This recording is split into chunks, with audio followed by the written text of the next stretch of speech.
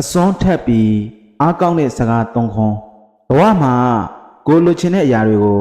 attract လုပ်နိုင်ဖို့အတွက်အစွန်းထက်ပြီးအားကောင်းတဲ့စကားသုံးခွန်းကိုပြောပြပေးပါစေနံပါတ်1ငါလိုချင်တဲ့အရာမှန်သမျှကိုရတယ်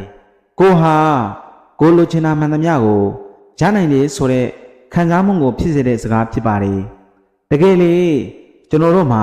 ကိုလိုချင်တဲ့အရာတွေကိုရနိုင်တဲ့ယူနိုင်တဲ့စွမ်းအားတွေကိုစီရှိကြပါတယ်အဲ့ဒီစွမ်းအားတွေကိုရရှိစေဖို့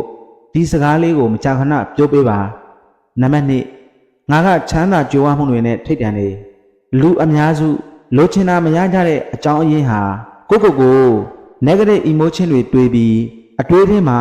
ပိတ်မိနေကြလို့ဖြစ်ပါတယ်ကိုနဲ့မထိတ်တန့်တဲ့အရာဒီကဘာမှမရှိပါဘူးကိုလိုချင်တာကိုတစိမ့်မမက်တောင်းတပြီးကိုဟာချမ်းသာကြွယ်ဝမှုတွေနဲ့ထိတ်တန့်ကြောင်းပြောကြပေးပါနံပါတ်3ငါကကောင်းမွန်တဲ့အရာတွေနဲ့သက်ဆိုင်နေဘဝမှာအကောင်းနဲ့ကြုံတဲ့အခါပဲဖြစ်ဖြစ်အဆိုးနဲ့ကြုံတဲ့အခါပဲဖြစ်ဖြစ်ကိုဟာကောင်းမွန်တဲ့အရာတွေနဲ့သက်ဆိုင်ကြောင်းခဏပြောပေးပါကောင်းမွန်တဲ့အရာတွေဟာကိုယ်အနားမှာရှိနေတယ်ကိုဟာဒါတွေနဲ့သက်ဆိုင်ကြောင်းခဏတွေးတိုးပေးပါပြောပေးပါကောင်းမွန်တဲ့အရာတွေကိုဘဝတည်းရောက်လာပါလိမ့်မယ်